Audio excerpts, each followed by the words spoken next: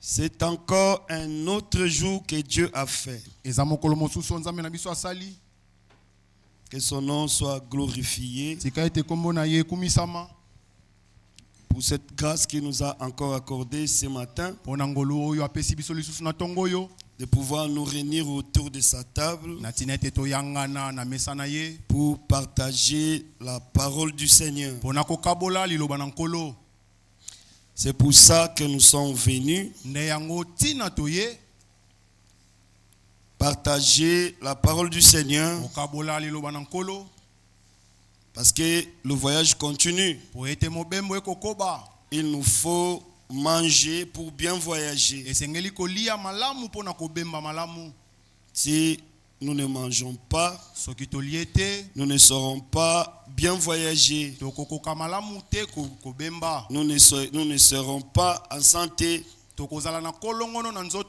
Alors que l'épouse que veut prendre ou viendra prendre notre Seigneur, alors que l'épouse qui viendra prendre notre Seigneur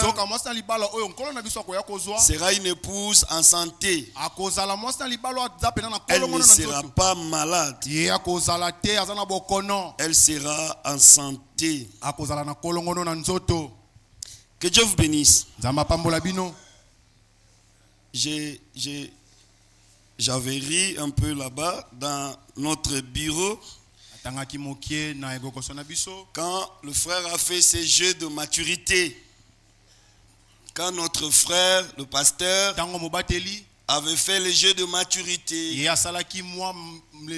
donc quand il a lu l'écriture, donc c'est comme ça, il faut être attentif, frère. Nous sommes dans un temps où les faux priment en toutes choses. Il y a des prédicateurs qui donnent des passages qui n'existaient pas, des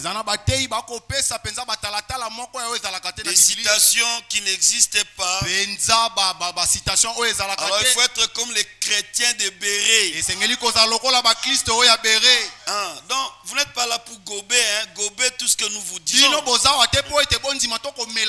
êtes là pour vérifier et croire selon ce que dit les Écritures.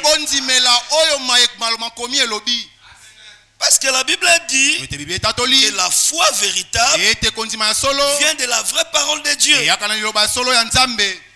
Alors si un prédicateur audacieux vous dit une parole qui vous emballe et vous dites amen sans comprendre ce que c'est, vous allez avaler la fausse doctrine et ça va vous empêcher, vous manquerez l'enlèvement. Soyez toujours vigilants, parce qu'il s'agit de vos âmes. Et vos âmes ont été achetées à un grand prix. Le frère Branham nous donne le prix d'une âme. Il dit le prix d'une âme vaut 10 000 mondes. Votre âme a de la valeur devant Dieu. C'est pourquoi quand vous venez ici, et venez aussi avec vos stylos et les blocs-notes, notez tout ce que vous entendez ici. Quand vous arrivez à la maison, vous commencez à méditer. Est-ce qu'on se comprend? Alors, 1 Jean, la Bible dit, ne vous levez pas, on s'est déjà mis debout quand le pasteur lisait l'écriture. 1 Jean chapitre 1er, écoutez. Ce qui était de le commencement, ce que nous avons entendu, merci, ce que nous avons vu de nos yeux, Ce que nous avons contemplé et que nos mains ont touché concernant la parole de vie. Car la vie a été manifestée et nous l'avons vue et nous lui rendons témoignage et nous vous annonçons la vie éternelle qui était auprès du Père et qui nous a été manifestée. Ce que nous avons vu et entendu, nous vous l'annonçons à vous aussi, afin que vous aussi vous soyez en communion avec nous. Voilà ce qui se passe quand nous prêchons la parole de Dieu. Nous vous amenons à une vie semblable aux nôtres, aux mêmes expériences que nous, à la même connaissance que nous, pour qu'à la fin de la route, nous tous nous puissions atteindre la stature de l'homme parfait. C'est ça le travail que notre Seigneur fait. Alors, je vais aborder la prédication ce matin autrement. Alors un peu dans Proverbe chapitre 20. Nous allons voir quelque chose ici. Proverbe chapitre 20. Regardez un peu ici. Ce que Salomon nous avait dit ici. Nous allons lire un seul verset là-bas. Le verset 29. Quelqu'un a la traduction Darby ici? Darby? Ok, préparez-vous, vous allez lire, frère. Moi, je vais lire la traduction Louis II. La force et la gloire des jeunes gens, et les cheveux blancs sont l'ornement des vieillards. Oui. Proverbe chapitre 20, le verset 29. La force et la gloire des jeunes gens, la force et la gloire des jeunes et les cheveux blancs sont l'ornement des vieillards. Que dit la traduction d'Arbi? Faut lire à haute voix, s'il vous plaît. L'ornement des jeunes gens, mayaka ya bilenge, c'est leur force. Ezali bokasi na bango. Et la gloire de vieillard, ce sont les cheveux blancs. Pe nkembo ya bampaka ezali suki na bango ya pembe. Merci. Vous savez, il y a eu beaucoup de traducteurs. Et chaque traducteur a traduit selon la grâce qu'il avait eue. Mais j'aime beaucoup la traduction d'Arbi. La manière qu'il avait traduit la Bible. Il y a aussi King James, lui aussi a bien traduit la Bible. Bon, regardez un peu ici ce que la Bible nous dit.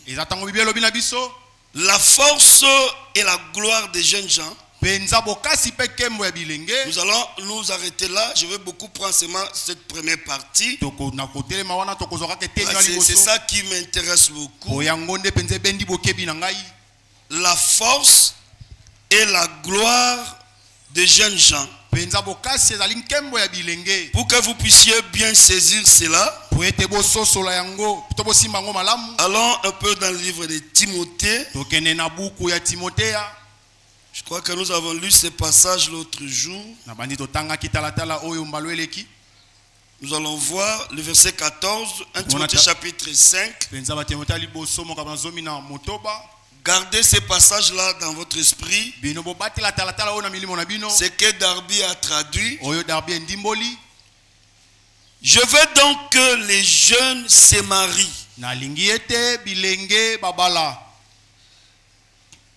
Quand vous regardez bien ce qui est écrit ici, La manière que Louis II a traduit est un peu différent de ce que Darby a traduit. Il parle des jeunes gens. Ce n'est pas les jeunes garçons ou les jeunes hommes. Et habituellement, quand on emploie les jeunes gens, il y a les garçons et les filles. On ne fait pas la différence de sexe. Mais dans l'autre sens, Darby avait saisi une pensée. C'est pourquoi il a parlé de l'ornement. En réalité, l'ornement. Bon, je vais donner c'est un peu ce que nous appelons monzélé. Vous connaissez ce que c'est le monzélé, non, les sœurs? Donc, c'est que, pardon? Bon, monzélé. Donc, c'est faire belle. Donc, ce sont ces ingrédients que les femmes mettent sur elles pour apparaître plus jolies, plus séduisantes, ainsi de suite. Vous avez compris, n'est-ce pas? Alors, l'ornement, quand nous parlons de l'ornement, beaucoup plus on voit les femmes. Les jeunes femmes. Parce que c'est elles qui aiment beaucoup faire les ornements, à mettre les choses sur elles. Bon, ici, vous ne comprenez vraiment pas ça très bien. Mais nous qui vivons dans les pays où ils ont la culture arabo-musulmane, nous comprenons très bien la signification d'autres mots ou expressions. Je vous ai parlé des filles Bamoun. Une tribu que nous avons là-bas au Cameroun. C'est une tribu qui fait la lutte contre la vieillesse. Même si c'est une femme de 80 ans, vous n'allez jamais la voir se délaisser. Non. Elle va toujours s'embellir. Elle aime les produits qui pour décaper la peau. Donc elles aiment, nous appelons ça les nyanga. Donc le monzélé comme ça. Donc elles aiment ça, elles sont accros à ça. Donc elles commencent ça depuis l'enfance. Donc et puis au-delà de ça, elles apprennent l'art de séduction. Comment est-ce qu'une fille peut orner pour séduire? En réalité, quand vous voyez ces histoires, nous faisons que copier ça voyage. Les habitudes du peuple ne font que voyager. Alors, quand les filles mettent ça, elles ont tendance à être autre chose que ce qu'elles sont. Quand vous voyez une fille qui préfère prendre le crayon noir, elle va se raser et tous les cils, les sous-cils pour mettre les chinois. C'est les ornements. C'est ce que le frère Bono appelait la beauté de Max Factor. Ou bien la beauté de Jézabel. Ça n'a qu'une seule raison. C'est d'attirer l'attention et de capturer le proie facile.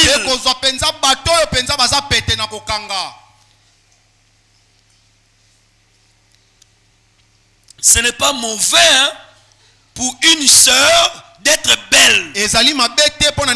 Sarah était belle. Rebecca était belle. Les grandes femmes que Dieu a utilisées au cours des âges étaient belles. Même Léa, elle était belle aussi. Même comme elle avait les yeux mavondolo, elle était belle. Donc toutes les femmes, si vous regardez très bien, alors, nous ne prêchons pas un évangile où nos sœurs doivent être sales, non. Nos sœurs doivent être belles, appréciables. C'est ce que l'apôtre Paul avait dit. nous allons arriver là-bas. Alors, la force des jeunes gens, des jeunes filles, c'est leur beauté en fait. Elles ont montré qu'elles sont belles. Bon, cela va aussi avec l'âge. Vous vous rappelez d'un autre passage que nous avons lu, que nous avons une jeune fille qui n'a pas encore le sein. Et quand vous regardez, c'est un processus. Il y a plusieurs passages qui se marient et puis ça forme un grand enseignement.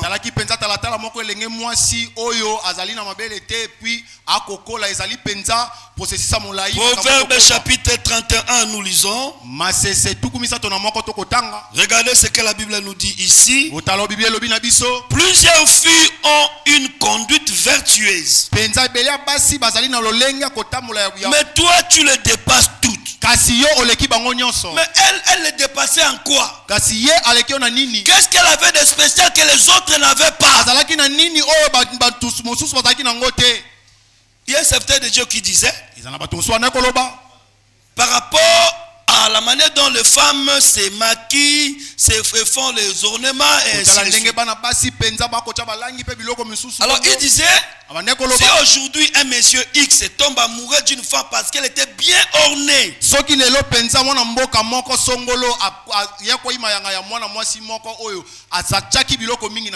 qu'est-ce qu'il fera le jour où il trouvera une autre femme qui sera bien faite que celle-là? Il va partir. Il va partir. Je ne sais pas si vous avez déjà vu la conséquence. Bon, il y a les images qui circulent aussi dans les réseaux où les filles qui collent les machins, les cils, les chinois. Vous avez vu déjà comment ça part même jusqu'à aller créer les problèmes des yeux.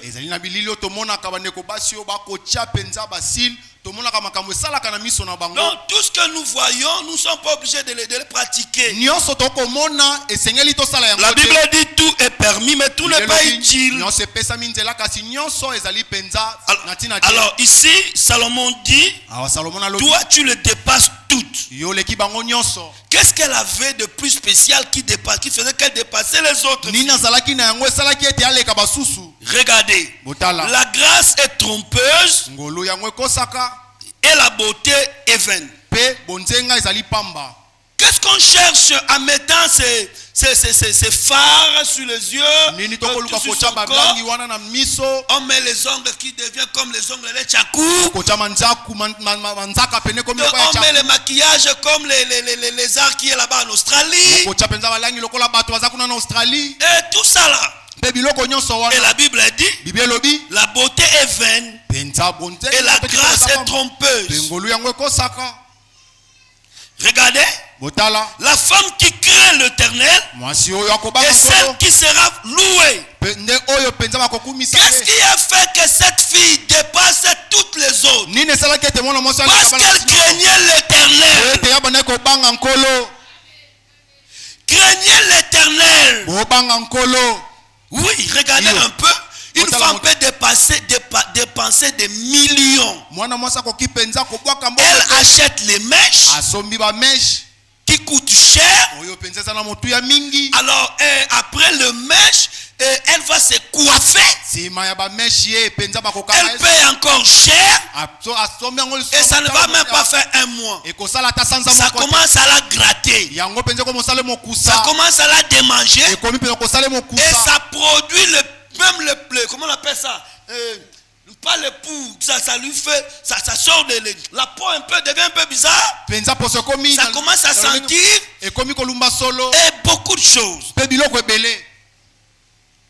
Je n'ai pas dit que les sœurs ne doivent pas être belles. Elles peuvent bien être belles. Mais rassurez-vous que dans votre intérieur, il y a une bonne vie de Dieu. Parce que la beauté apparente, non seulement elle est vaine, mais elle est passagère. Regardez ce que la Bible nous dit encore. Allons dans 1 Pierre. Regardez ce que notre frère a dit ici dans 1 Pierre. 1 Pierre chapitre 3. La Bible dit ceci. 1 Pierre chapitre 3. Nous commençons au verset 4. Bon, commençons au verset 2. En voyant votre manière de vivre chaste et réservée, ayez non cette parure extérieure qui consiste dans des cheveux tressés, les ornements d'or ou les habits qu'on revêt, mais la parure intérieure, la parure intérieure est cachée dans le cœur.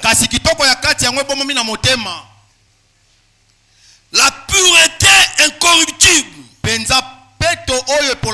d'un esprit doux et paisible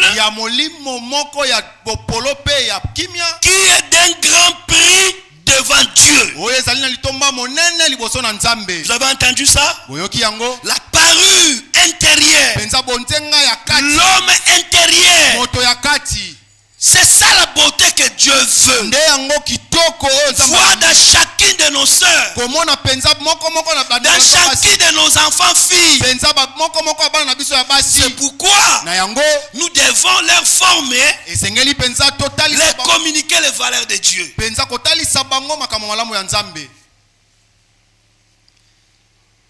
Bien-aimés frères, l'apôtre Pierre continue, il dit: ainsi séparés autrefois les saintes femmes qui espéraient en Dieu, soumises à leur mari. Notre parure doit être travaillée. Je répète, je ne crois pas que nos jeunes sœurs ou nos sœurs en général doivent être sales. Non. Nos sœurs doivent s'habiller bien, décemment comme la Bible dit. Nos sœurs ne doivent pas aller acheter les habits de 500 francs, 1000 francs à la friperie. Non. Je n'ai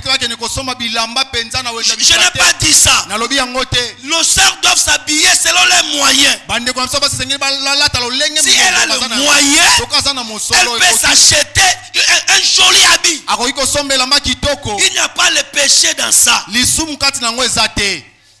Il n'y a pas le péché dans ça. Et surtout que nous ne faisons pas la compétition vestimentaire. Voilà, où je viendrai ici avec les chaussures de $1000. Non. Je pense que tout celui dont l'intérieur, l'homme intérieur est transformé, n'accordera pas assez d'importance aux choses terrestres.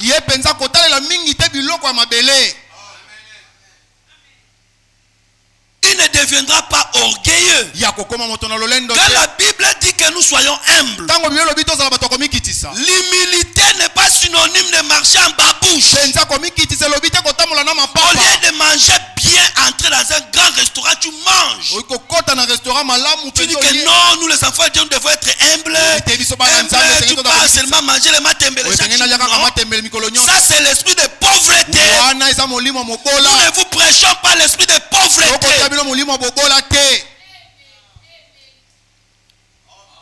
Oh non, nous les enfants de Dieu, nous devons être humbles. Tu achètes les habits seulement à la friperie, les habits que les gens ont déjà portés. Vous pouvez aussi avoir l'argent, acheter les tissus, vous donner aux couturiers, il vous coud les habits sur mesure, un habit qui va avec votre corps.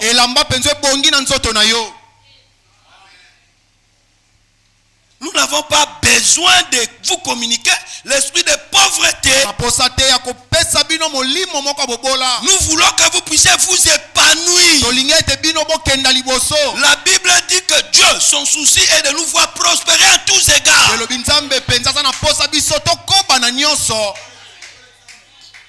Que que vous prospérez à tous égards. Regardez ces détails. Comme prospère l'état de votre âme. De la même manière que nous prospérons spirituellement, l'homme intérieur prospère devant Dieu. Dieu veut voir cet épanouissement se déverser dans notre quotidien.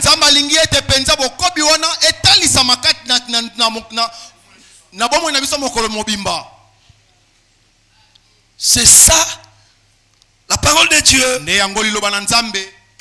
Alors comprenez que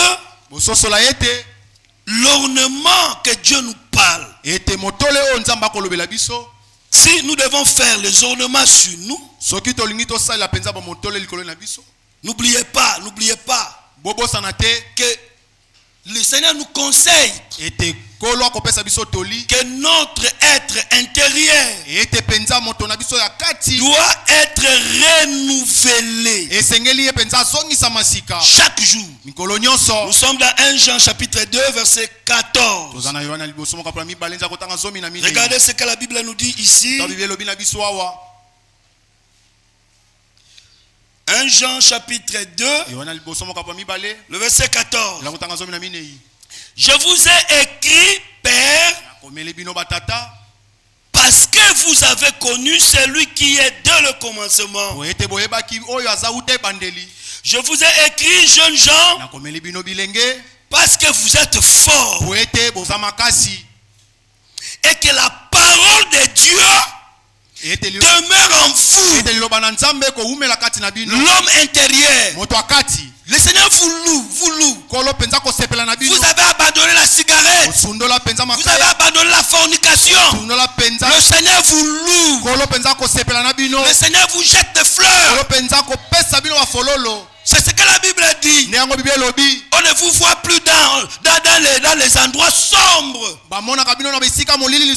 que nous à l'époque on appelait mystère de sombreté. Parce qu'un jour nous avons croisé une sœur dans un endroit noir le soir avec un païen. Et on commençait à appeler ça mystère de sombreté. Donc un enfant de Dieu ne marche pas dans le mystère de sombreté. Puisque nous sommes les enfants de la lumière, nous marchons dans la parole de Dieu. Alors la Bible dit, jeunes gens, vous êtes très forts. Pourquoi? Parce que la parole de Dieu demeure en vous. Nous avons l'obligation d'avoir la parole de Dieu en nous si nous voulons vaincre Laodicée. Laodicée c'est un grand démon. Laodicée c'est un démon puissant. Tu ne peux pas vaincre Laodicée si tu n'as pas la parole en toi.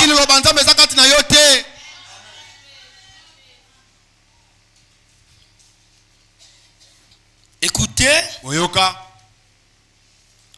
jeunes gens, parce que vous êtes forts et que la parole de Dieu demeure en vous et que vous avez vaincu le malin.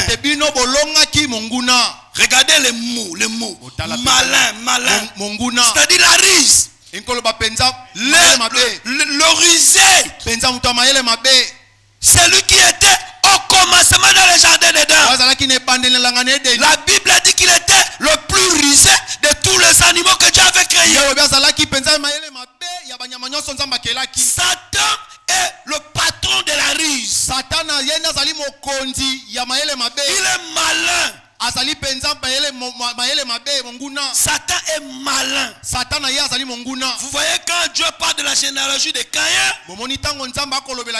la Bible dit que Caïn était du malin, c'est-à-dire de Satan. J'aime beaucoup les Ivoiriens. Ils disent qu'il fait le malin, c'est-à-dire il est en train de faire quelque chose pour me piéger. Nous, les enfants de Dieu, nous ne faisons pas les malins. Ou soit vous croyez la parole de Dieu, ou vous ne croyez pas. Si vous ne croyez pas, fais-le nous savoir. Nous saurons t'aider à croire. Mais si tu es hypocrite parmi nous, tu veux nous faire croire que tu es croyant, que dans ton intérêt tu ne crois pas. Mon frère, c'est de ta propre faute.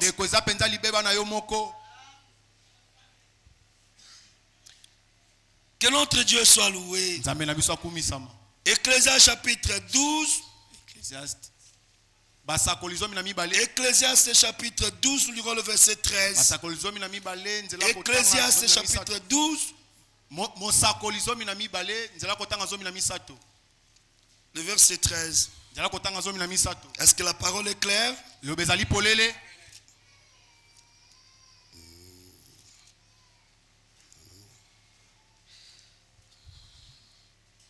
Nous lisons le verset 13. La Bible dit: les paroles des sages sont comme des aiguillons, et rassemblez-en en un recueil.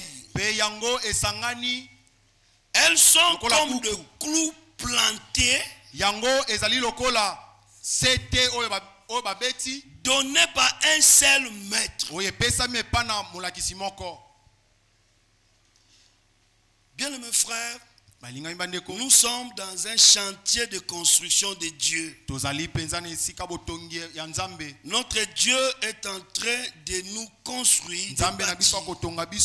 Il est en train de bâtir en nous, à chacun de nous, dans chaque sœur, dans chaque frère, son œuvre. Mais Dieu ne peut pas bâtir en nous, enfoncer les clous sans notre concours. Nous devons laisser Dieu travailler en nous.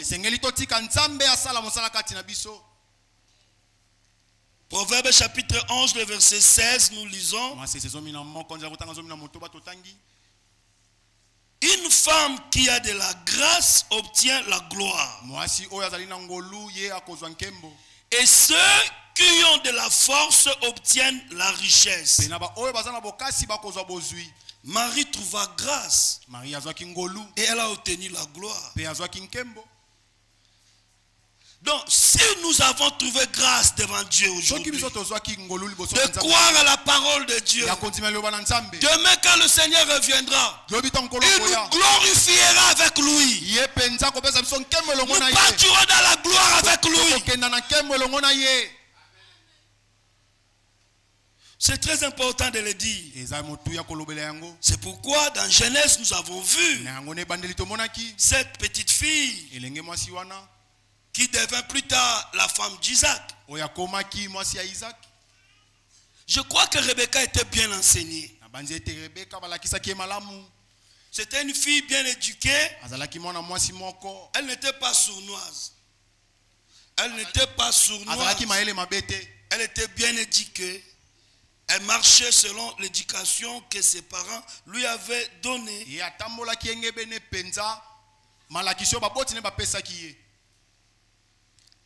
Alors, si elle n'était pas bien éduquée, elle allait compromettre sa vie. Mais elle avait trouvé grâce. Elle aussi, en son temps, tout comme nous, dans notre temps, nous avons trouvé grâce. Marie n'est pas la seule à avoir trouvé grâce auprès de Dieu. Nous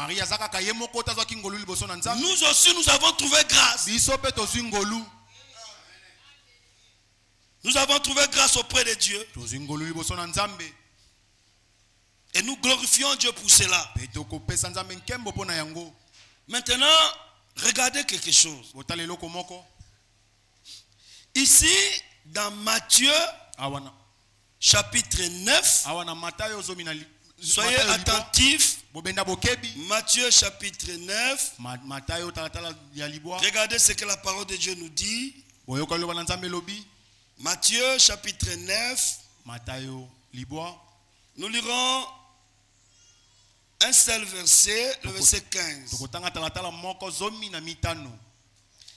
Jésus leur répondit: Les amis de l'époux peuvent-ils s'affliger pendant que l'époux est avec eux? Les jours viendront où l'époux leur sera enlevé. Et alors ils gêneront. Allons au chapitre 3 de Jean. Jean chapitre 3. Là, vous allez comprendre ce que je veux vous dire. Jean chapitre 3. Nous commençons au verset 27. Jean chapitre 3. La Bible a dit. Jean répondit. Un homme ne peut recevoir que ce qui lui a été donné du ciel.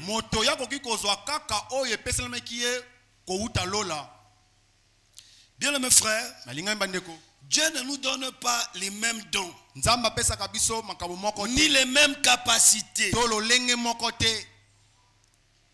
Mais ce que nous devons faire, nous devons apprécier tous les dons que Dieu nous donne. Comme nous sommes ici à l'église, commençant par la chair, nous avons plusieurs dons ici. D'autres sont déjà manifestés. Il y a d'autres qui ne sont pas encore manifestés. Et quand ces dons seront manifestés, il faut que nous puissions nous réjouir de tous les dons. Écoutez, il y a dans une église, le pasteur était tellement pauvre. Il était pauvre financièrement. Il priait que Dieu puisse le bénir. Mais Frère Branham dit, Dieu ne nous bénit pas selon ce que nous demandons. Ou soit la bénédiction ne nous parvient pas dans la manière que nous avons pensé. Et il dit que souvent Dieu répond aux gens, mais les gens ne voient pas cette bénédiction parce que ça ne correspond pas à leurs attentes. Alors le pasteur priait que Dieu puisse le bénir. Dieu a écouté la prière. Dieu a écouté sa prière. Dieu est descendu. Il est parti bénir un frère. Le frère était béni. Dieu lui a donné la voiture. Dieu lui a donné l'argent. Le pasteur monte à la chair. Il dit, il y a les gens qui ont l'argent des démons. Donc il attaque les dons. Alors que c'est lui qui avait prié. Dieu n'a pas besoin de venir t'expliquer comment il fait pour nous bénir.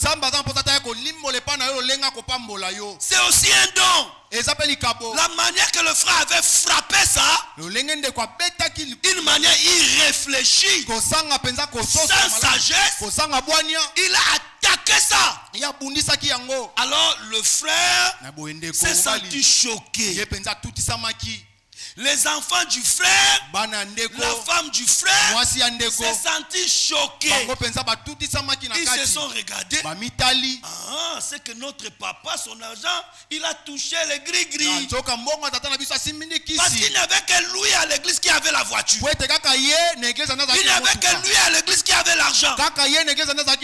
Alors quand, même si le pasteur n'avait pas cité les noms, mais toute l'église a compris que c'était lui. Et la nouvelle a couru plus vite jusqu'à la belle famille du frère. Les beaux-parents ont dit qu'en tout cas, il faut arrêter avec notre fille parce que nous ne voulons pas perdre notre fille. Vous voyez? Et plus tard, le frère, comme il galérait, il me dit, frère, j'ai dit, frère, Dieu t'avait béni à l'église. Tu as chassé cette bénédiction. Plusieurs fois, nous-mêmes nous jetons dehors les talents, les grâces que Dieu nous donne. Ça peut être pour les pasteurs, là c'était la bénédiction financière. Mais pour toi, ça peut être, peut-être tu as rejeté un mari. Je vous avais parlé d'un frère de Delvaux. Il y a beaucoup de choses qui arrivent dans la vie. Mais frère, il faut avoir la sagesse de Dieu pour discerner toutes choses et ne pas vite attirer, donc faire des jugements très rapides. C'est pas bon. Bon, nous allons continuer. C'est Jean qui parle. Nous sommes dans Jean chapitre 3. Jean répondit, un homme ne peut recevoir que ce qui lui a été donné du ciel. Du ciel, pas de la terre. Vous-même, mes témoins, que je dis, je ne suis pas le Christ, mais j'ai été envoyé devant lui. Regardez bien les propos de Jean. Celui à qui appartient l'épouse, celui à qui appartient l'épouse, c'est l'époux. Mais l'ami de l'époux qui se tient là et qui l'attend éprouve une grande joie à cause de la voix de l'époux.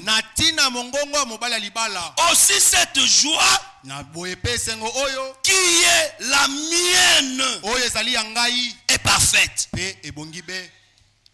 Les véritables serviteurs de Dieu, ils savent, ils connaissent leur place dans les programmes de Dieu.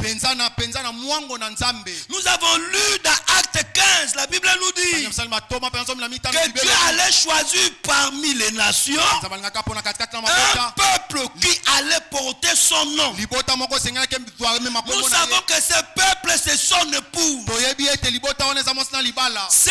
Celui que l'apôtre Paul nous dit dans Acte 20, lisons ça. Regardez l'esprit de Jean et l'esprit de Paul. Et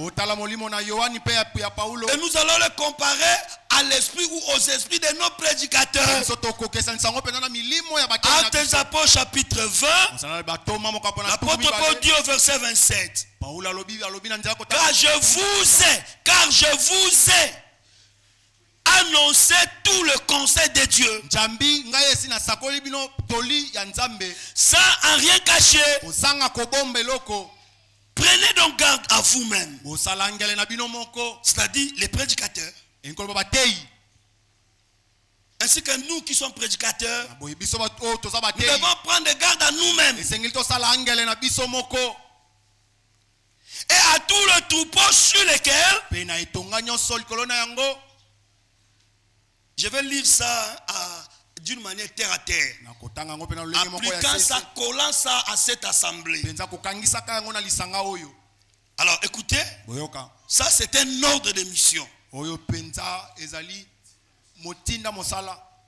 Prenez donc garde à vous-même, c'est-à-dire à notre ancien Thomas et à tous ceux qui passeront ici comme prédicateurs. Je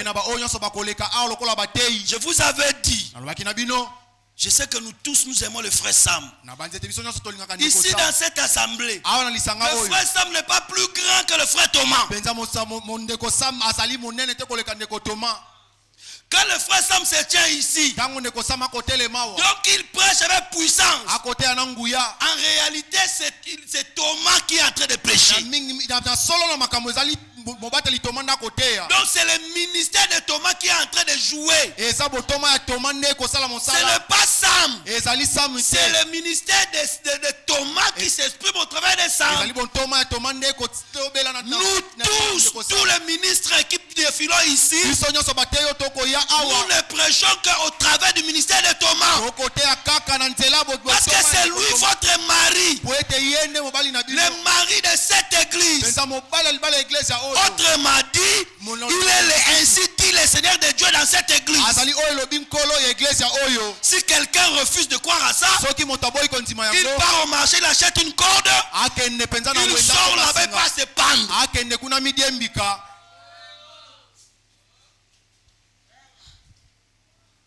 Je ne dis pas ça pour louer le frère Thomas, mais c'est l'écriture.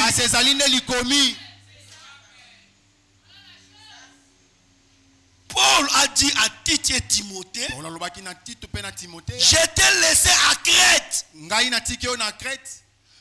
pour établir, pour finir ce que nous avons commencé. Et dans chaque ville, tu établis un ancien. Donc, dans chaque église, vous avez en réalité un seul ancien. J'avais dit, un seul ancien. Thomas. C'est maintenant Louis Thomas qui va élever d'autres ministères qu'il considère à l'église. Et ils doivent être des ministres de confiance. C'est à qui le frère Thomas fait pleinement confiance. Être ministre dans l'église local ne suffit pas. Mais votre ministère doit inspirer confiance à votre ancien. C'est lui qui va auprès de lui. C'est là que vous tombez sur ce que frère Franck dit, que l'église est dirigée par les anciens. Pas n'importe quel ancien. Donc c'est celui qui vient, le visionnaire, celui qui commence l'œuvre, celui qui porte le fardeau. C'est lui, c'est à lui seul d'élever d'autres ministères à l'église aux côtés de lui.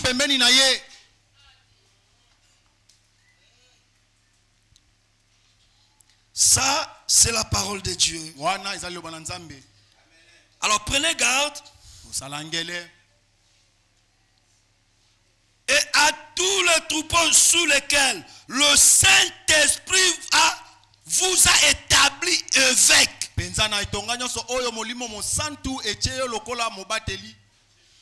Pas pour jouer. Pas pour faire le commerce. Un jour, parce que je suis journaliste, j'étais là-bas où je travaille. Dans notre chaîne de radio, il y a des églises qui viennent faire les émissions. Alors il y avait, ce soir-là, c'est pas moi qui devais travailler. Mais quand mon collègue n'était pas là, c'est moi qui devais remplacer. Qu'est-ce qui se passe? Il y avait un homme et une dame qui sont venus, ils ont commencé à faire l'émission. Quelques temps après, j'avais compris que sonnait dehors. Je suis parti ouvrir la porte. Il est entré. Je croyais qu'il cherchait quelque chose. Je lui ai demandé, qu'est-ce que vous avez besoin? Il dit, je suis venu pour l'émission qui passe maintenant aux antennes. J'ai dit, bon, ok, assis-toi ici. Écoutez bien, assis-toi là. Le monsieur s'agitait, c'est comme s'il y a quelque chose qui lui piquait, il n'était pas à l'aise. Au lieu de me dire, j'étais dans la cabine technique, je vois quelqu'un s'introduire directement. Moi j'ai vu ça un peu bizarre, je suis sorti, je l'ai pris par la main, je lui ai ramené au grand salon, je lui ai dit, mais monsieur, qu'est-ce que vous voulez? Je vous ai demandé de vous asseoir, attendez ici. Vous êtes venu, il y a des baffles, si tu peux suivre l'émission ici. Au lieu de me dire que c'était lui le pasteur de ces deux gens qui étaient là, quand il a voulu faire la force, je lui ai dit, tu ne fais plus l'émission. Et ses amis qui faisaient l'émission, je les ai bloqué les micros. Je les ai demandé de sortir. Il a commencé à bavarder. Écoutez ce qui m'intéresse. Il dit, je suis prophète. Maintenant, mes clients attendent à m'écouter. Ses clients. Qui est-ce qu'il appelle client? Ce sont les croyants qui sont dans les maisons. Mais pour lui, ce sont ses clients. Donc ce sont des hommes d'affaires. Ils utilisent la parole de Dieu pour se faire de l'argent. Mais je ne crois pas que pour être un vrai serviteur de Dieu, il faut avoir de l'argent. Non, frère bien-aimé, tous les vrais serviteurs de Dieu, le Seigneur les a envoyés avec deux choses: la parole et son esprit. Vous n'êtes pas nos marchandises, non. Vous n'êtes pas nos clients. Vous n'êtes pas nos fidèles. Vous êtes les fidèles de la parole de Dieu. Alors l'apôtre Paul dit, ça c'est ainsi dit le Seigneur. Il dit, regardez, il dit, pour paître l'église du Seigneur qu'il s'est acquise par son propre sang.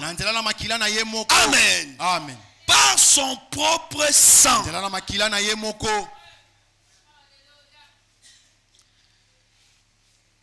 2 Corinthiens chapitre 11, le verset 2. Écoutez ce que la parole du Seigneur nous dit. 2 Corinthiens chapitre 11, le verset 2. Je vais commencer au premier verset.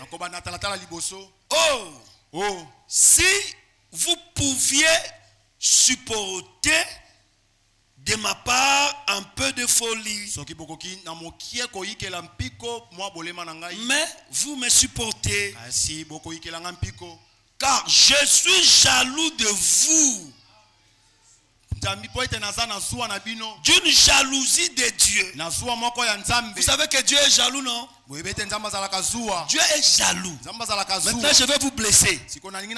Quand nous les prédicateurs, nous sortons de notre bureau, nous venons ici à la chaire, vous applaudissez pourquoi?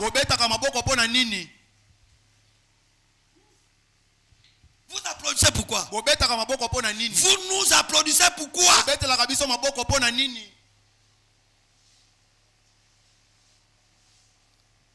Le Seigneur, c'est un Dieu jaloux. C'est lui votre époux. Les acclamations, c'est lui qui en mérite.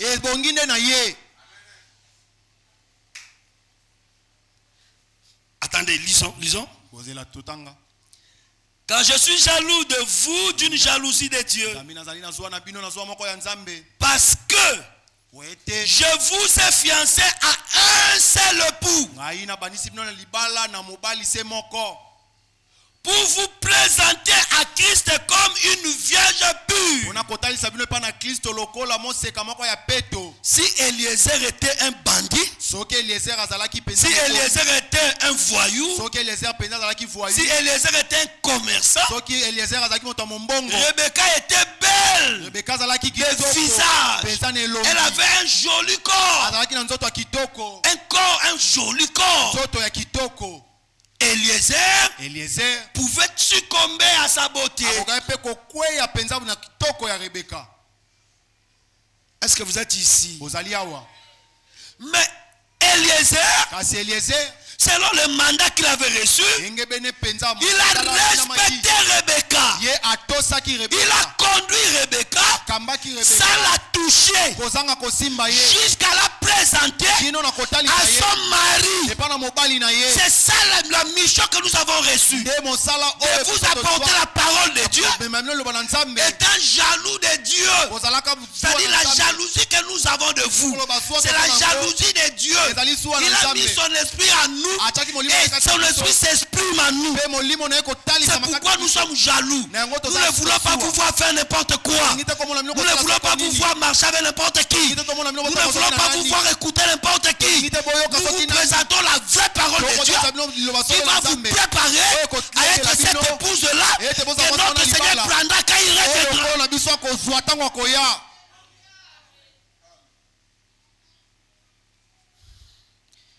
Toutefois, De même que le serpent séduisit Ève par sa ruse. Je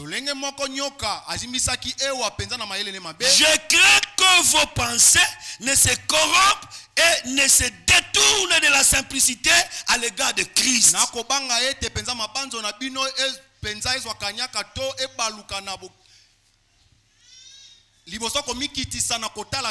Bien-aimés frères et sœurs, je vais vous dire quelque chose. Mais avant de le dire, allons dans Matthieu 7. Matthieu 7. Écoutez ce que ce frère a dit. Matthieu 7. Nous lisons à partir du verset 13. Écoutez. Entrez par la porte étroite, car large est la porte, spacieux est le chemin qui mène à la perdition. Et il y en a beaucoup qui entrent par là. Vous comprenez ça? Mais étroite est la porte, resserrez le chemin qui mène à la vie. Et il y en a peu qui le trouvent. Écoutez, gardez-vous des faux prophètes. Ils viennent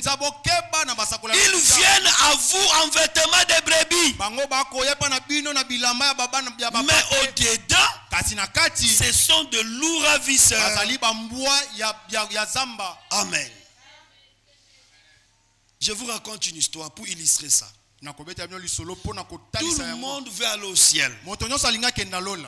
Les catholiques, les protestants, les musulmans, les baptistes, les adventistes, les témoins de Jéhovah, les mormons, tous ces bandes-là veulent aller au ciel. Et les croyants qui y vont croient que c'est un bon choix, c'est une bonne foi pour aller au ciel. Alors, regardez ce qui se passe. La Bible dit les choses naturelles typifient les choses spirituelles. Dernièrement, je sortais de Malueka. Arrivé à Lupin, le transport était difficile. Et il y avait les taxibus jaunes là. Un seul taxi. Mais il y avait au moins même 100 personnes qui discutaient la porte du taxi. Regardez bien. Quand on a dit rond-point Ngaba, frère, nous avons bondi. Cette portière était petite, non? Mais une foule de gens voulaient entrer. Mais qu'est-ce qui se passe? Les gens qui voulaient entrer, mais n'entraient pas. Donc il y a toujours d'autres qui n'entrent pas. Comme il y a une corde comme là devant, quand quelqu'un touche la corde là, il veut monter, ça lui balance comme ça. Il empêche ceux qui veulent entrer. Pour entrer, c'était la magie. Donc il y a des pickpockets. Des pickpockets. Donc et tous viennent là. Ils vont crier ngaba. Quand vous venez nombreux, ce sont des gens.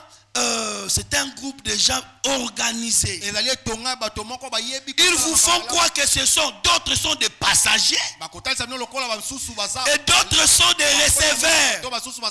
Alors ils viennent créer l'embouteillage devant la porte d'entrée. Vous voulez entrer mais ils vous empêchent d'entrer puisque vous êtes sans contrôle. Ils profitent pour vous piquer, vous soutirer les choses dans vos sacs, dans vos poches et ainsi de suite. Et c'est la même chose qui se passe dans le spirituel. Quand nous sommes retrouvés dans le bus, il y a eu les gens qui ont commencé à pleurer. Mon téléphone est parti. Mon argent est parti. Mon sac est parti. C'est là que j'ai dit, dans tout ce monde qui était venu là, n'étaient pas tous venus pour entrer. La Bible a dit, beaucoup sont appelés, mais peu sont élus.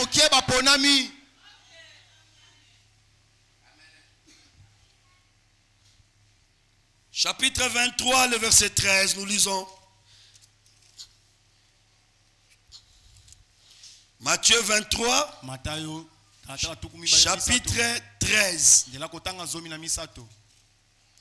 Matthieu chapitre 23, nous lisons le verset 13. Malheur à vous, scribes et pharisiens, hypocrites, parce que vous fermez aux hommes le royaume des cieux. Vous n'y entrez pas vous-même, et vous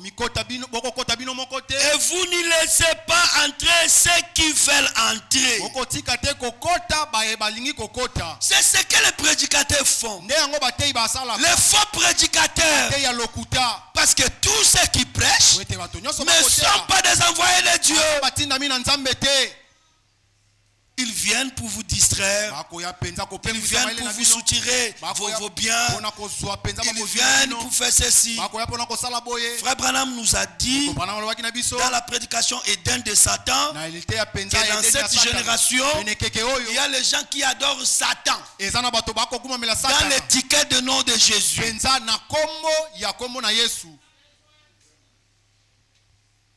Que ça ne vous effraie pas. Quand vous voyez quelqu'un dire au nom de Jésus, que ça ne vous effraie pas. Si c'est le nom de Jésus, ne se marie pas avec la parole écrite. Mettez ça à côté.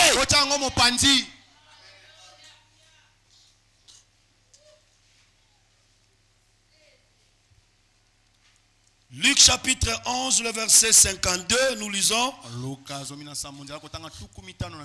Malheur à vous, docteur de la loi,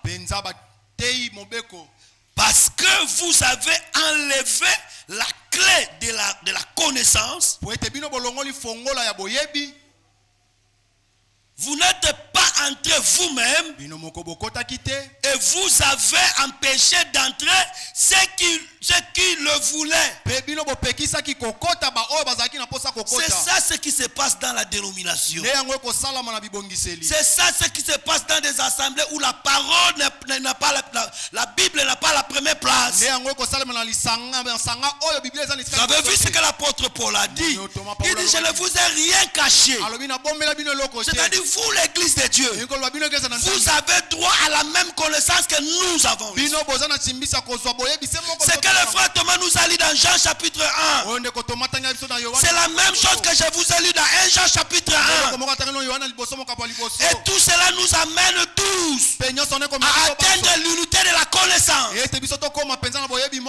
L'unité de la connaissance du Fils de Dieu. Donc nous n'avons pas à vous cacher. Depuis le baptême d'eau, nous devons tout vous dire. La repentance, nous allons tout vous dire. Le baptême du Saint-Esprit, nous devons tout vous dire. Nous n'avons rien à vous cacher. La Bible dit, quand une sentinelle voit les dangers venir, et c'était un averti par le peuple, Dieu lui demandera le sang de ces gens-là. Parce que s'il les avait prévenus, il pouvait se repentir. Il pouvait fuir les dangers. Mais puisqu'il n'a pas dit la vérité au peuple de Dieu, il en paiera le prix. C'est pour ça, frère, que quand nous nous montons ici, nous ne venons pas pour vous montrer comment nos dents sont blanches. Nous ne venons pas pour vous montrer que nous nous habillons bien. Nous ne venons pas pour vous montrer que nous sommes plus lettrés que vous. Non, frère. Nous vous prêchons parce que nous vous aimons. Parce que nous croyons que vous êtes une partie de nous. Et un corps ne peut pas s'auto-détruire. Et un corps voudra le bien de tous ses membres partis. C'est ça la parole de Dieu. Colossiens chapitre 2, nous lirons le verset 8. Regardez ce que la Bible nous dit ici. Colossiens chapitre 2, verset 8, nous lisons: prenez garde que personne ne fasse de vous sa proie. Vous avez écouté ce que l'apôtre Paul a dit. nous tirons nous les prédicateurs les oreilles, ne pas faire de vous notre marchandise. Et ici l'apôtre Paul vous dit, il s'adresse à vous, vous les croyants. Il vous dit, prenez garde que personne, même pas le frère Branham, même pas le frère Franck, même pas le frère Thomas, ni le frère Jambala, même moi qui vous prêche, ne fasse de vous ma marchandise. Prenez garde que personne ne fasse de vous sa proie par la philosophie et par une vaine tromperie, s'appuyant sur la tradition des hommes, sur les rudiments du monde et non sur Christ. Christ, c'est la parole. Amen. Amen. Aucun prédicateur. Vous n'appartenez pas à frère Thomas. Vous n'appartenez pas à frère Léon. Vous n'appartenez pas à frère Branham. Nous tous, y compris Branham, ainsi que frère Franck, nous appartenons à Jésus-Christ. Alléluia. Amen. Et ne laissez personne, n'autorisez à personne de faire de vous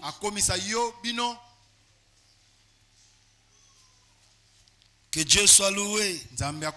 Sa parole est la vérité, n'est-ce pas? Est-ce que vous croyez à la parole? 2 Corinthiens. Oui, nous avons déjà lu ça. Bon, je veux que nous prenions, restons ici dans Colossiens. Et le chapitre 1er, nous commençons au verset 21. Pardon, tu peux m'apporter ma bouteille d'eau? 21 à 23. Est-ce qu'un frère peut nous aider avec la lecture? Et vous qui étiez autrefois étrangers, donnez-lui le micro. Et ennemis par vos pensées, pe banguna na mabanzo na bino et par vos mauvaises œuvres, pe na nzela misala na bino ya mabe, il vous a maintenant réconcilié yesika wazongisi boyokani na bino par sa mort dans le corps de sa chair, na nzela ya kufa na ye na nzoto na ye ya mosuni, pour vous faire paraître devant lui saint, pona kotalisa bino Écoutez bien. ye mubasantu irrépréhensible et sans reproche. pe kozanga mpamela pe kozanga mbeba. Relis le verset 22. Écoutez ça bien. Il vous a réconcilié par sa mort dans le corps de sa chair, Ye penza azongisaki boyokani na bino na nzela na kufa na ye ya nzoto na ye ya mosuni, pour vous faire paraître devant lui saint, pona kotalisa bino liboso na ye basantu, irrépréhensible et sans reproche. kozanga mpamela pe kozanga mbeba. Si du moins vous demeurez fondé et inébranlable dans la foi, Soki na boye bino boumeli ko bobovandi pe kozanga koningana kati na kondima, sans vous détourner de l'espérance de l'évangile que vous avez entendu, kozanga ete bobaluka na elikia ya sango malamu oyo boyokaki, qui a été prêché à toute créature sous le ciel, oyo penza eteyamaki na ekelamo nyonso na se ya mabele, et dont moi, Paul, j'ai été fait ministre. oyo Ainsi Paulo na- dit le Seigneur. boye elobi nkolo. Bien-aimés frères, Balingani bandeko, si vous êtes attentifs aux choses que nous sommes en train de parler, soki bobendi bokebi na makambo tokoloba, vous verrez la différence entre le vrai serviteur de Dieu et le faux. bokomona bokeseni kati na basali na Nzambe ya solo na ya La lokuta. mission allouée au vrai serviteur de Dieu et le faux. Penza mosalo epesami na basali ya Nzambe ya solo na ya Et vous lokuta. prendrez la bonne position. Pe bioko penza telemeli ya malamu, Parce qu'à la fin, po ete na suka l'épouse du Seigneur na libala na doit Kristo ya être kolo, sans défaut. sengela sanga Elle pesa doit être irréprochable. sengela sanga Elle doit être sans tâche. Elle doit être niride. sengela sala penza Et rien de semblable. loko moko te kokani na yango. Ça, c'est la volonté de l'époux. Wana ezali mokano Quand mokana notre libala. Seigneur viendra, Tango kolo na biso il koya, prendra une épouse parfaite. akoza mwasa libala bongi pe. Une épouse qui sera semblable à lui. Frère Branham nous dit, l'épouse du Seigneur sera tellement parfaite qu'aucune partie de son corps dépassera l'autre. Frère Branham connaissait la science. Ah, c'était un génie. Si j'ai compris la chimie et la biologie à l'école, la physique, c'est parce que je lisais le frère Branham. Frère Branham a expliqué la chimie. Il a expliqué la physique. Il a expliqué la mathématique. Frère, c'était Dieu. L'action de Dieu dans Branham. Frère, il faut lire les brochures. Frère Branham dit que les sœurs, les femmes, une femme naturelle. Donc, comme nos sœurs sont là, j'ai appris ça chez le frère Branham. Que comme une femme naturelle est là, ces deux seins n'ont pas le même volume.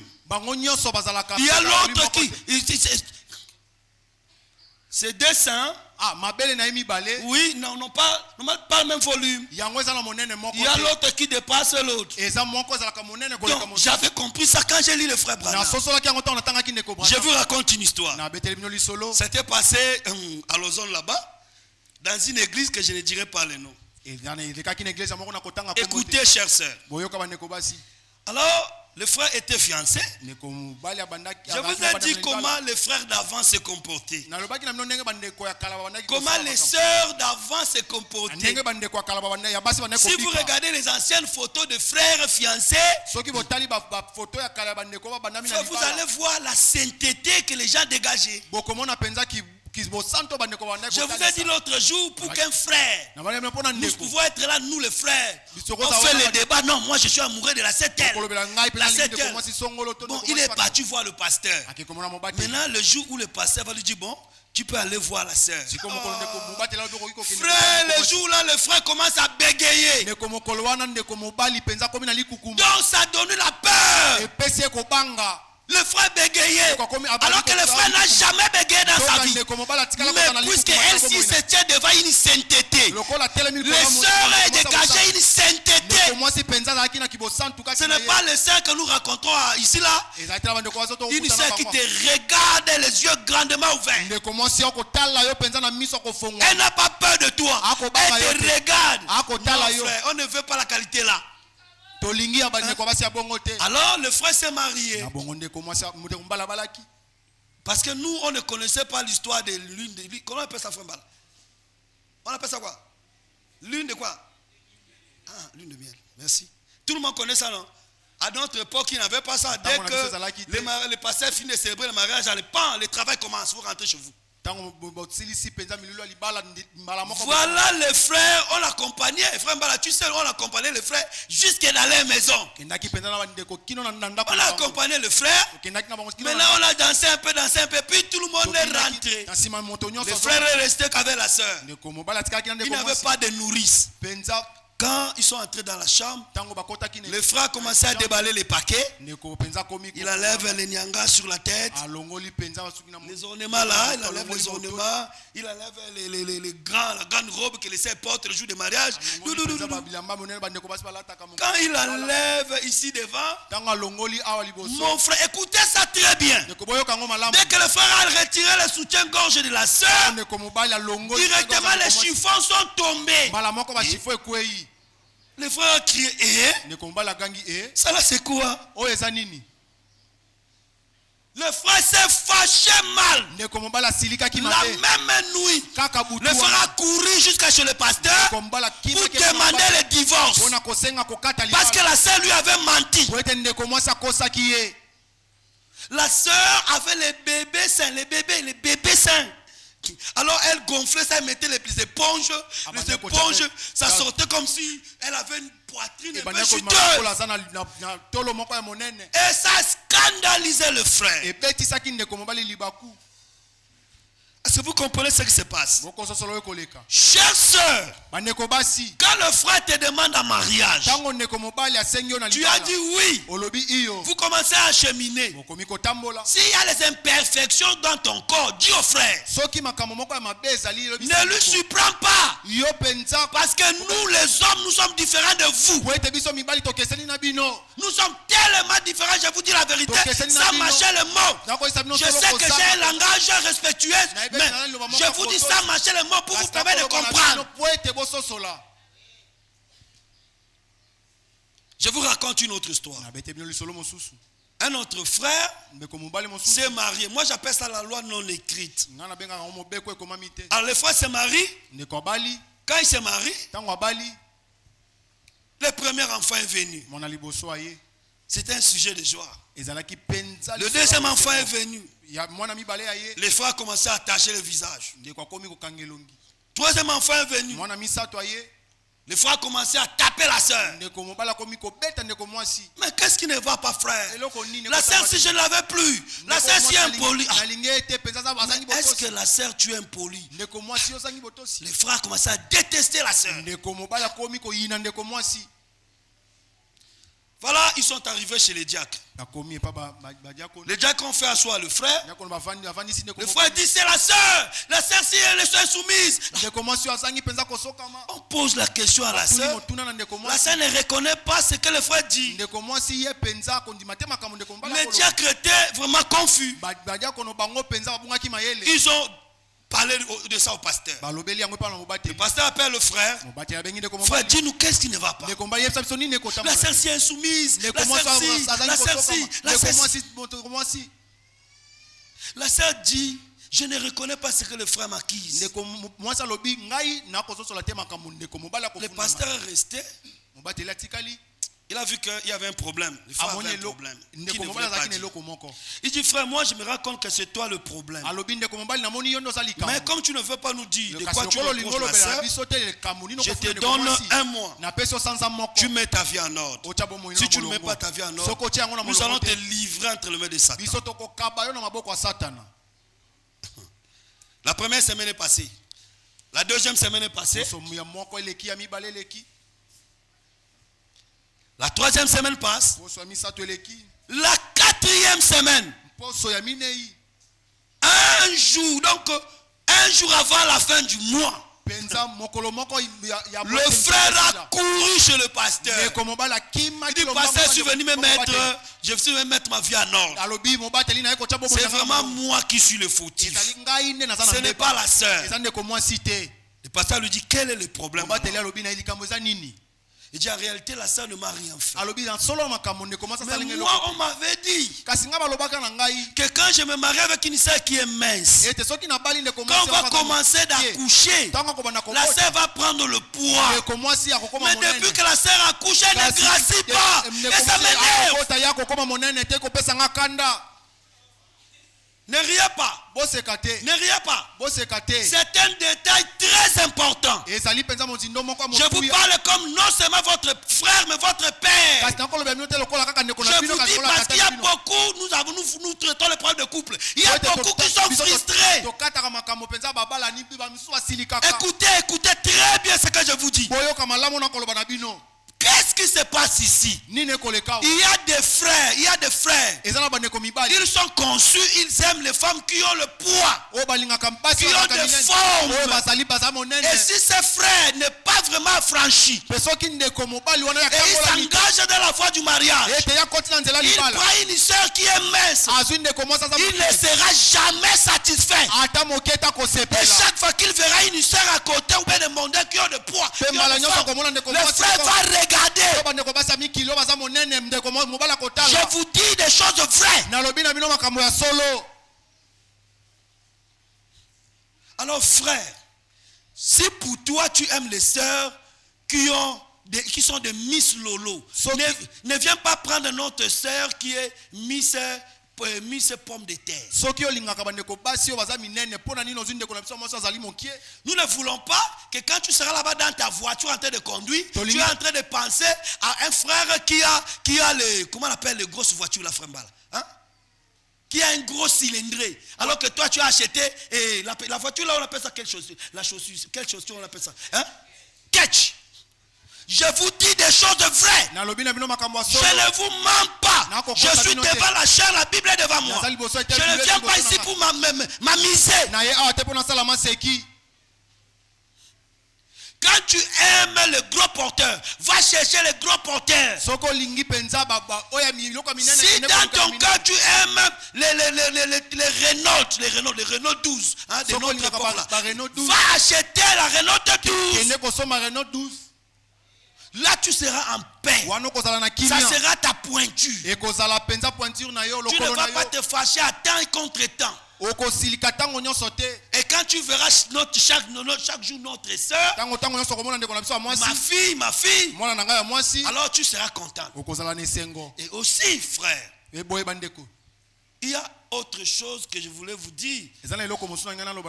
Alors un frère aussi venait de se marier. Alors quand il s'est marié, lui, oh non, je ne sais pas si, même l'apôtre Paul, je ne pense pas que l'apôtre Paul, quand il parlait de ça, il avait la pensée des frères dans son cerveau. Le frère ne voulait pas laisser la sœur tranquille. C'est vrai, il faut manger sans modération, ça c'est vrai. Mais l'apôtre Paul dit qu'il faut mettre le frein à un moment donné. Vous priez aussi, vous faites ceci aussi. La sœur est à l'hôpital, elle vient d'accoucher. Le frère pas menacer la sœur. Il faut sortir de l'hôpital vite. Parce que moi je ne supporte pas. Tu as des esprits mauvais. Tu as des esprits mauvais. Attends, ça c'est vrai, on ne t'interdit pas. L'apôtre Paul dit, ne vous privez pas. Là c'est la parole de Dieu. Mais il y a des non-dits dans ne vous privez pas. Que la sœur soit malade, lui ne veut même pas écouter. Jusqu'à dire à la sœur, tu veux que je parte prendre ma petite sœur. Frère, tu as des démons. Donc pour résumer, je vous dirais frère, nous avons un choix décisif à faire. Ou soit nous voulons rester dans la parole de Dieu, ou nous voulons marcher selon nos imaginations. Ou nous voulons marcher selon nos traditions. Parce que la foi véritable, la préparation d'où nous parlons, ne vient que de la parole de Dieu. Et pas de ce que nous imaginons. La parole de Dieu est merveilleuse. Quand nous chantons cette parole merveilleuse, ce n'est pas faux. C'est vraiment la vérité. Donc nous tous, quand nous disons que tout le monde s'incline devant lui, nous tous, devant la parole, nous nous inclinons.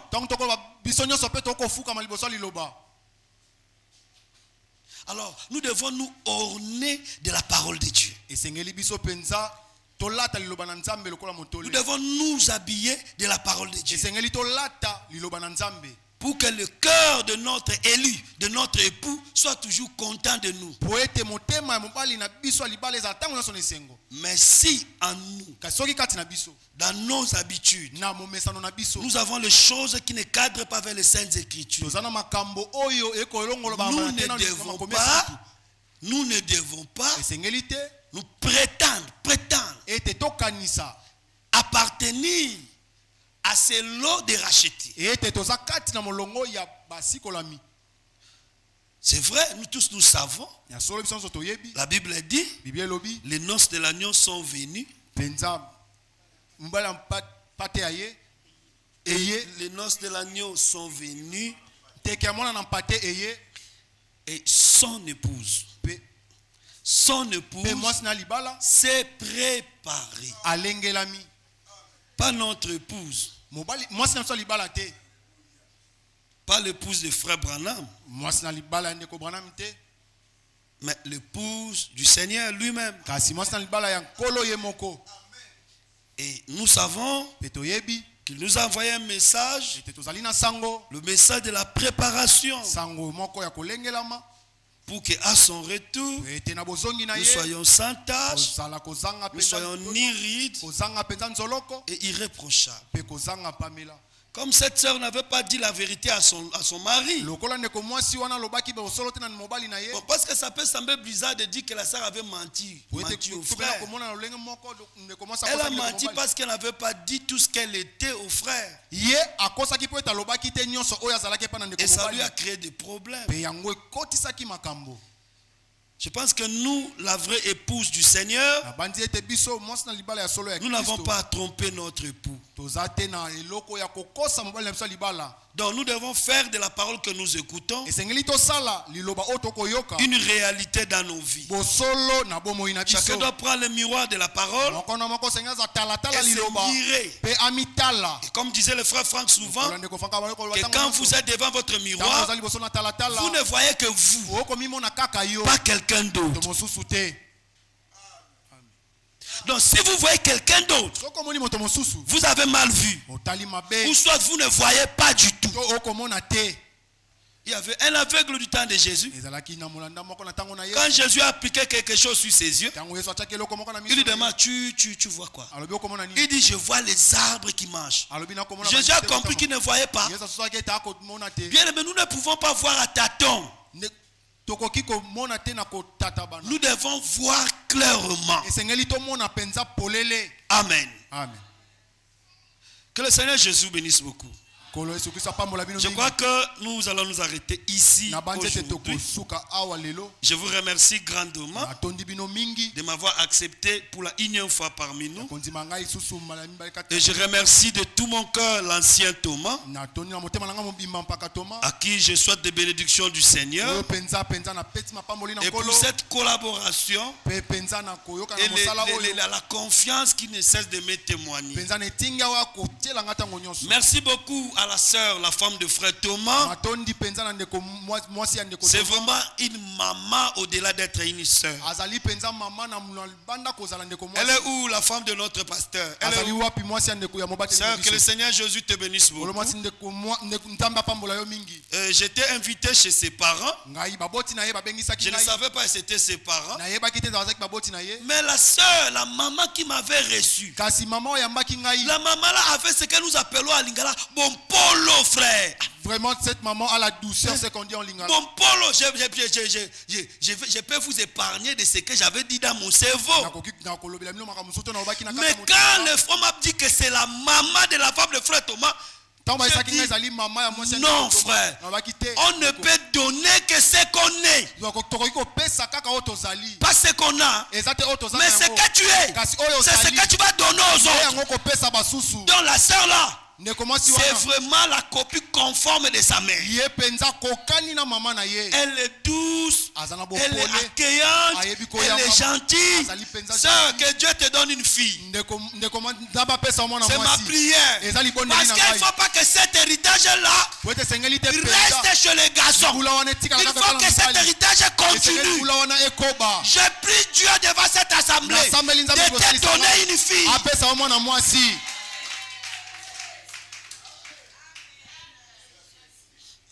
C'est ma prière. C'est vraiment ma prière. J'ai compris comment le père là prend du poids. Papa là est content. Quand il te parle, quand le père là me parle, donc il te dit un mot, ça vient entrer, ça vient s'asseoir dans ton cœur. Parce que le père est assis sur un trésor. Sur une femme qui est vraiment biblique. La femme, la qualité que la Bible dit, le cœur de son mari lui donne tout. Chez nous au Cameroun, on dit les Tobassi. Les Tobassi, c'est en fait les gens de gris là, où la femme fait, il travaille. Oh, les anciens disaient, Alambel Mobali Tangawisi. Donc, à troubler tête à se voir Mobali là. En réalité, la qualité de la selle là, même la poste attaque le sale à Tangawisi pour embrouiller le cerveau du frère. Donc, c'est naturel. C'est divin. Donc une vraie sœur, elle n'a pas besoin d'aller chez les marabouts. Pour que les marabouts lui donnent un peu de gris-gris pour perturber le cerveau de son mari. Nous avons un Dieu. Notre Dieu est votre Père. Il est plus que les marabouts. Il est capable de faire de vous de vraies femmes. Que le Seigneur vous bénisse. Mais attendez, il y a une chose. C'est les derniers jours ici aujourd'hui. Je vais aller ailleurs. Peut-être on ne va plus se revoir jusqu'à ce que je rentre au Cameroun.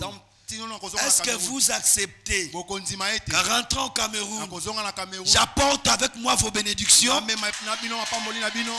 Que le Seigneur vous bénisse.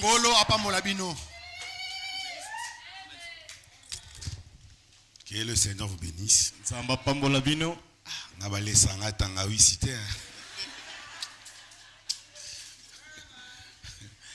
Que notre Dieu soit loué. Nous allons prier pour la parole. Après avoir chanté ainsi, chacun de nous va prier. Ma richesse et ma gloire et ma félicité, oh Jésus, c'est de croire que tu m'as racheté, rempli de confiance en toi, divin Sauveur. Je vis dans l'espérance et je marche sans peur. Rien n'ôte suit, rien ne guérit le cœur, sinon le meurtrissure et le sang du Sauveur. Oui, Jésus seul nous lave de toute iniquité et procure à l'esclave l'heureuse liberté.